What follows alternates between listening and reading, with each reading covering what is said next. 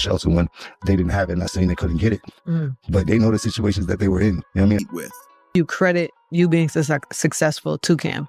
I credit a lot to Cam, but I also credit a lot to others. Mase and all that going on yet, or are they still coming up? I'm not gonna sit here and do a discography, my bro. It's a little. I'm gonna do. You think he's just gonna sit there and you think he gonna and Jim basically Jim rhymed first. You know what I mean? Well, actually, Cam and 50 said what. Yo, Harlem just went crazy when Mase and Cameron finally came out swinging and exposed Jim Jones for spinning lies for years. The stories he's been feeding, totally different from what really went down. And tonight, we're diving deep into how Mase and Cam straight up called him out in front of the entire culture. Food and shelter when they didn't have it. Not saying they couldn't get it, but they know the situations that they were in. You know what I mean? As school kids. And They went to school, they got kicked out, you said? both of them got kicked out. Both of them got kicked out and you gave them food and shelter. How did you have money for food and shelter? I learned how to do it. What you talking about, man? What's the chances of you, Cam, and Mase getting back? I don't think it's really gonna happen. We two different type of people. Always have. Competitive nature always been first before friendship. Remember, Cam, my man. It's not. So it's not you. I took the position of my position. You were fanned out and you begged me to come to your house after you heard all these mixtapes. That's how you got in. You was so cool. And we were like, yo, Jomo's a nice guy. Mace like, yo, I think I'll teach him how to rap. Mace actually taught you how to rap. Literally.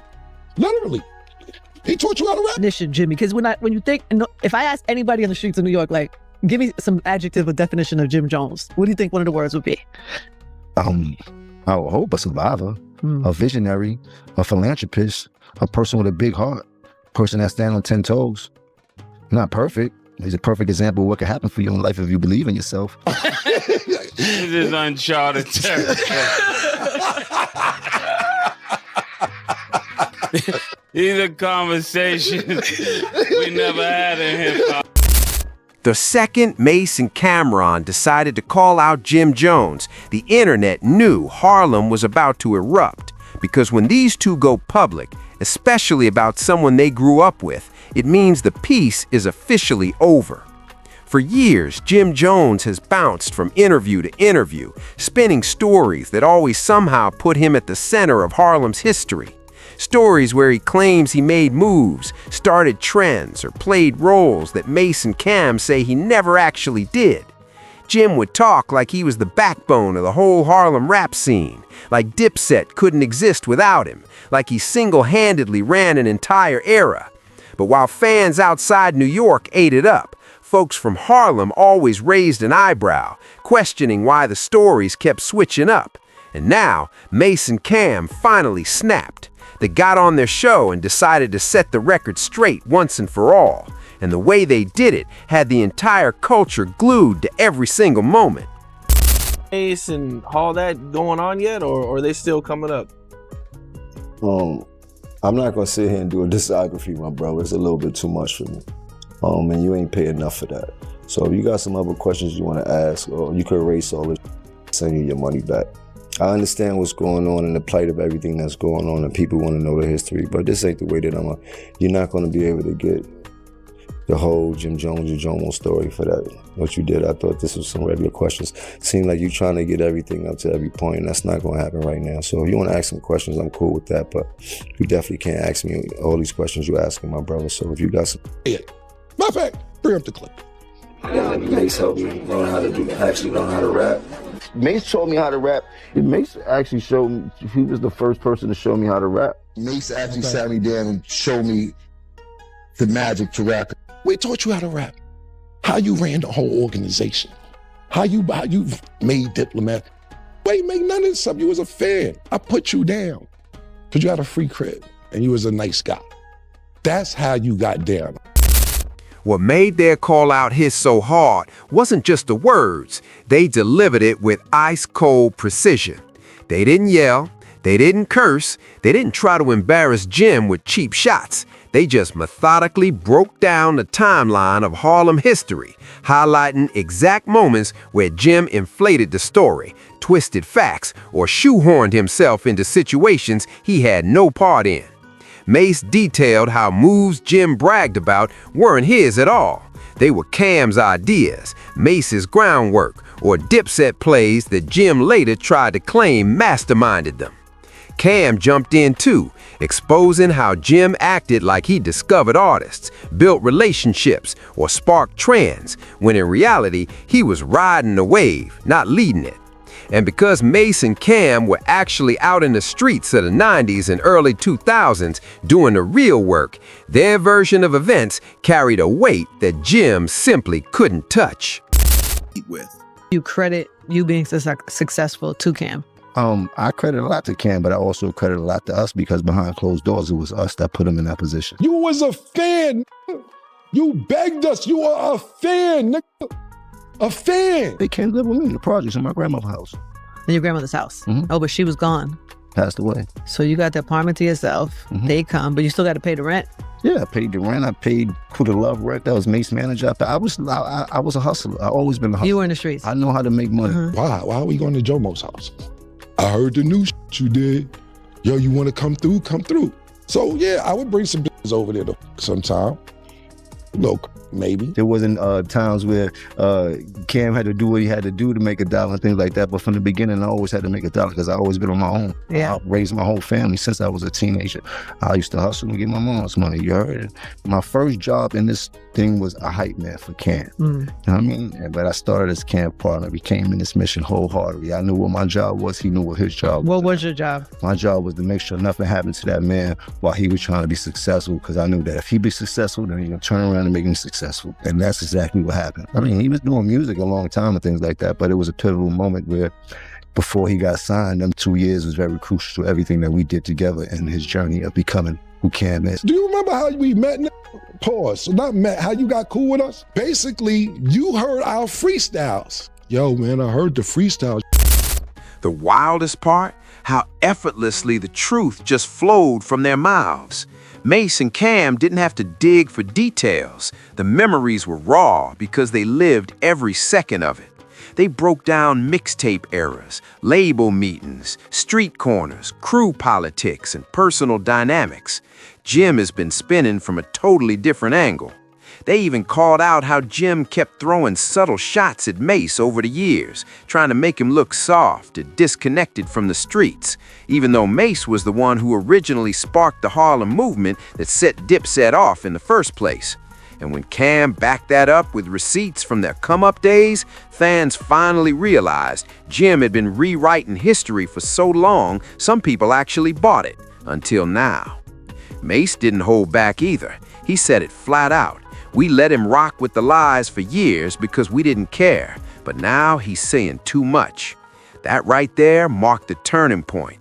Mase and Cam never wanted beef. They never wanted to drag Jim through the mud. But once his lies started staining their legacy instead of just inflating his, they stepped up and shut it down.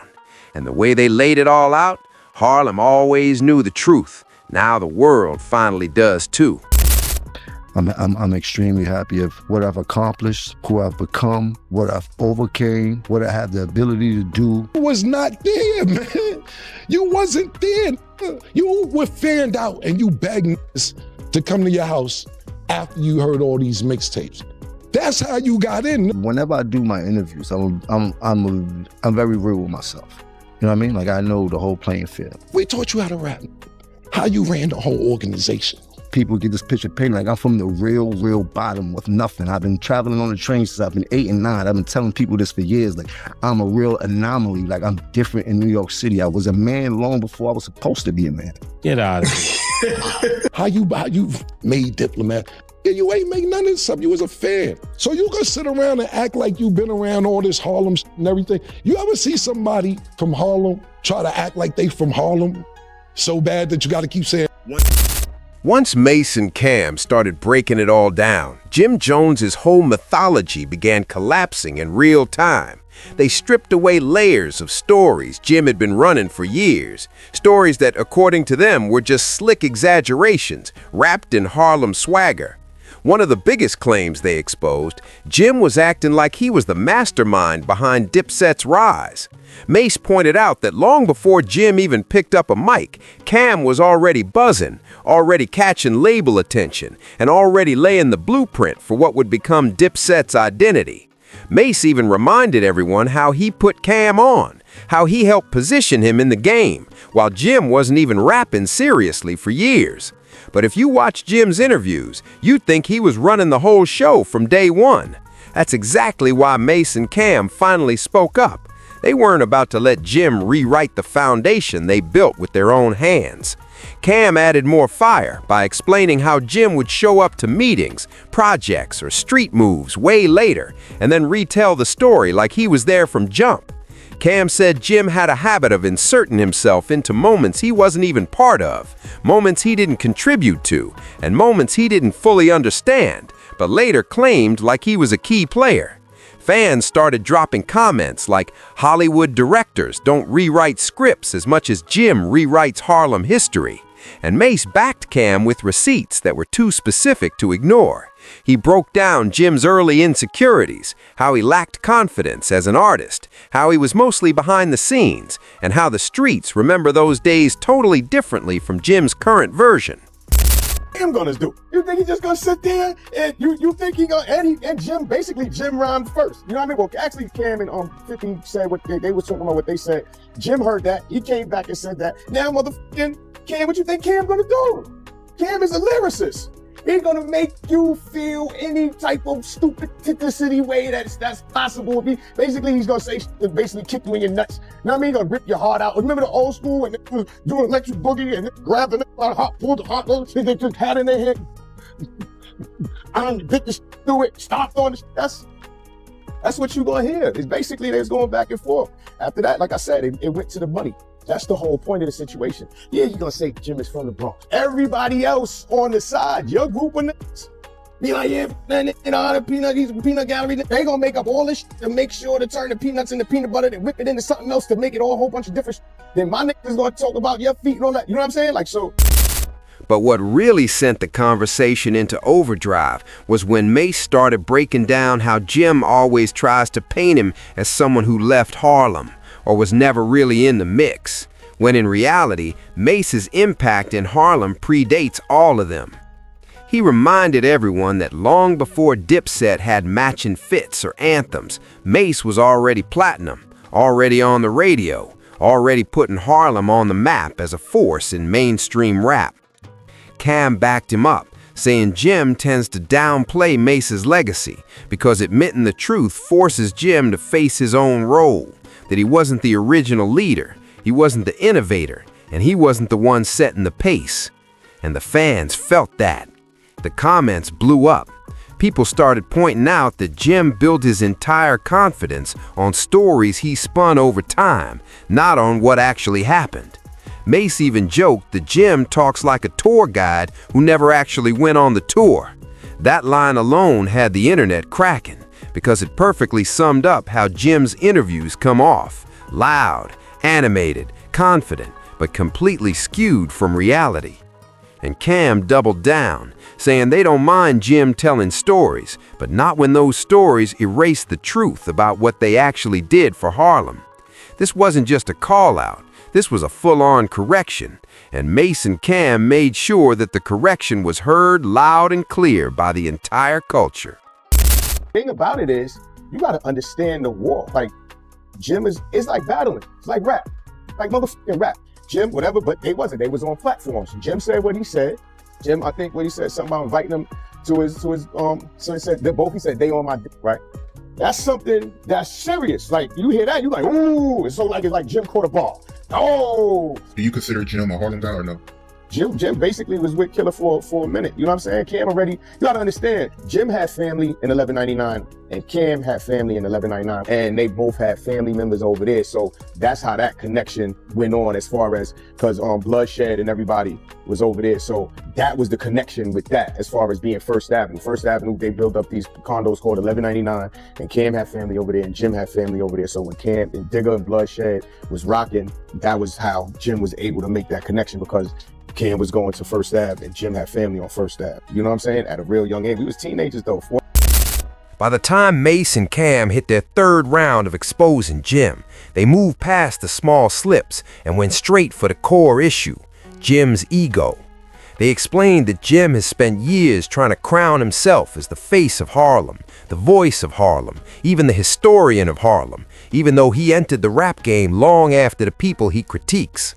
Mase pointed out how Jim often talks with this fake authority, acting like he was in every studio, every meeting, every street corner, even when everyone knows he wasn't.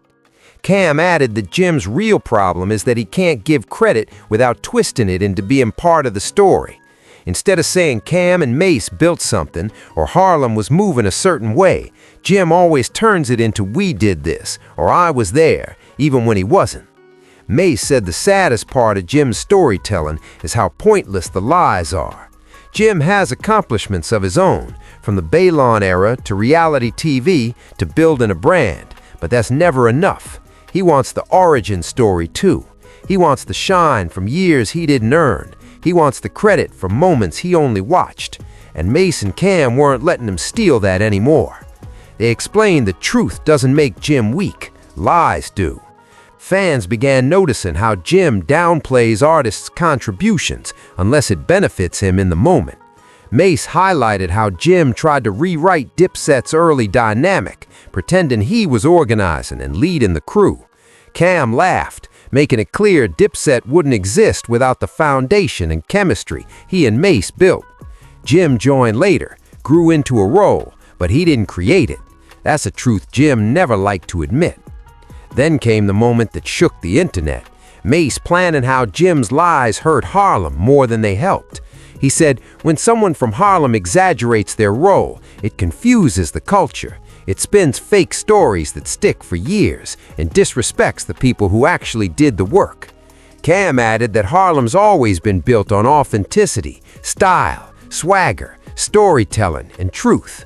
Jim's Harlem is ego-based, not truth-based. And when ego replaces truth, Harlem has to step in. That's why Mase and Cam spoke up, not to humiliate Jim, but to protect Harlem's legacy. They weren't hating, they were holding people accountable. As they wrapped up, they made it clear, the problem wasn't beef, it was honesty. If Jim simply told the truth, credited those who deserved it, and stopped inflating his role, there'd be no need for this public call-out. But Jim kept pushing the story, twisting details and downplaying their impact. Contributions kept getting downplayed every chance Jim got, and eventually silence turns into straight-up disrespect. Cam said he's watched too many interviews where Jim acted like Harlem revolved around him, and Mase added he's seen too many moments where Jim took shots at others just to make himself look bigger. They weren't going to let that slide anymore, especially with younger fans hearing these interviews and buying the wrong story. What made their call-out hit even harder is that Mase and Cam never shy away from admitting their own mistakes or flaws. They're open about their journeys, the wins, the losses, and everything in between. That honesty is why Harlem respects them. Jim, on the other hand, acts like showing vulnerability would ruin his image. But the lies, those hurt his credibility way more than telling the truth ever would. Cam even pointed out that Jim could have been celebrated as a Harlem legend just for his real contributions, but inflating the story only watered them down. Fans agreed instantly. The internet blew up for days, replaying clips, reacting to every line, and laughing at the outrageous lies Jim told in past interviews. People said Jim brought this on himself because you can't keep dissing the people who were there before you, who built more than you, and who laid the foundation you now stand on. Eventually, they respond, and when they do, it hits harder, because their stories are backed by facts, not fantasy. Mase lost things by reminding everyone that Harlem is about honor. It's about truth, loyalty, and authenticity. The moment someone twists that, Harlem steps in. And this wasn't about dragging Jim, it was about setting the record straight. Cam added that they still have love for Jim, but love doesn't excuse lies. He said, if you want the truth, we'll give it to you, but don't ask for the truth and then get mad when you hear it. Their call-out wasn't messy, it wasn't petty, It was a necessary correction delivered by the people most qualified to do it. And once they spoke, the culture got the facts loud and clear. Jim Jones wasn't the villain, but he wasn't the hero he acted like either. And thanks to Mase and Cam, Harlem's history stands corrected, bold and proud, with zero room left for revision.